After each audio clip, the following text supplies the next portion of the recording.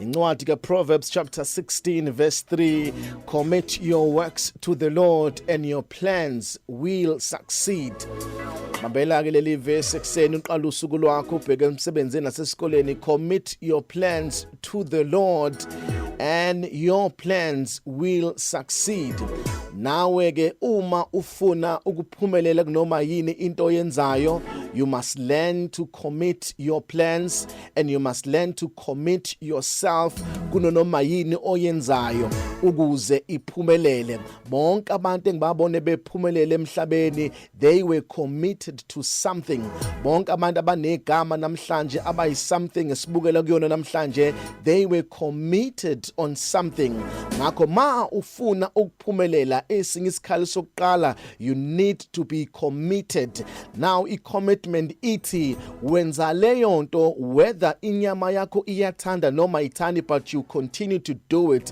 Whether liyana noma libalele, but you commit yourself to do lento ofuna ukuyenza ukuze ukwazi ukuthola ama results kulonyaka. If you want to get different results in your life, you need to be committed. Uzinikele ngakho konke ukuze uzokwazi ukuthola ama results. Awukwazi ukuthi ufake u50% kodwa ulindele ama results awu 100% in your life. You need to put invest 100% of your energy and 100% of your time so that you can get positive results empilweni yakho. You need to commit yourself. Okusho ukuthi leyo nto uyenza noma ukhathele, uyenza noma umzimba ungavumi, uyenza noma isikhathi ungenaso, because ufuna ukuthola imphumela emihle. Manje ukuthi ufuna ukuthola umsebenzi, commit yourself into looking for that employment, whether usukhathele, but continue to do it ukuze uzokwazi ukuthola imphumela. Abantu abaningi bafuna ama results but they don't want to put in any work entweni abayifunayo. Ma ufuna imphumela, commit yourself.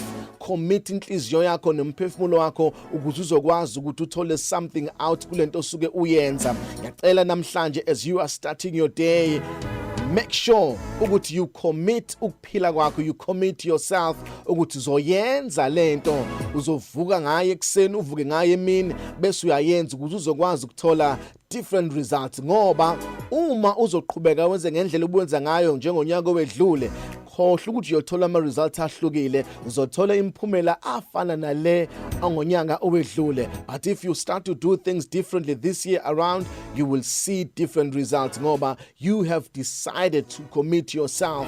And commitment is a decision that you make ukuthi uyoyenza leyo nto whether umnyama, whether kuhle noma kubi, but you've committed yourself to do it. And if you commit yourself, uNkulunkulu honors commitment. God will honor whatsoever that you've committed yourself to do, and you will see uNkulunkulu will make a way where there is no way. uNkulunkulu uzovula indlela kwesihlongo sibi. uNkulunkulu will make ama breakthroughs afike empilweni yakho. I am Phumlani Nkwanyana. You are blessed, you are favored, and you are set apart. Good morning.